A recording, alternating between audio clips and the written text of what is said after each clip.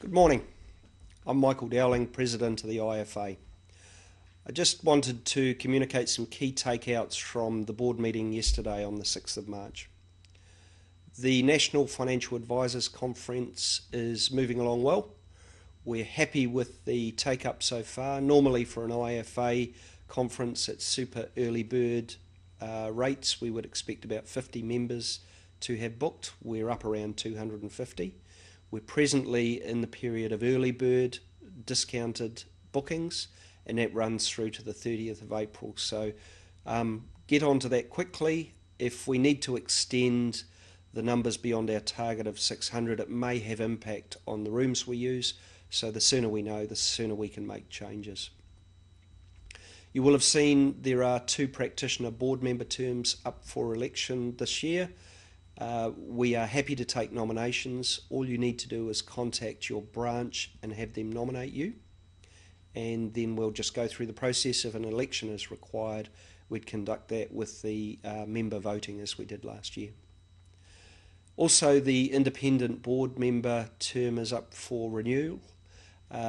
Julie is not able to continue in that as she's done 2 terms. The board is looking at potential appointments. We have not decided whether we would appoint 1 or 2 independent board people at this stage, so we're just looking at what skills we need to achieve the jobs we're doing for the next year or so. Also, there was an email sent out asking for nominees for the working groups. That's the governance and committee structure review working group, the pro bono and community service working group, and the IT, social media and PR working group. If any of your branches have people that are keen in those areas and want to spend a little bit of time, say on a working group through teleconference or Skype, we're keen to have them on board. All we need to have is the nominations. A branch should at least put 1 person through for one of the groups, or if you have them, you can put more nominees through for one working group or 1 for each working group. We're more than happy to receive those nominations. The Ministry of Business, Innovation and Employment are continuing with the Financial Advisors Act review. We have been interacting with them at a number of levels.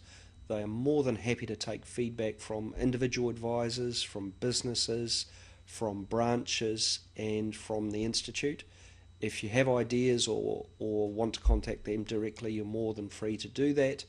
If there's anything you think we haven't raised, then please let us know. They have put out a terms of reference document. Fred will send a link for that in due course.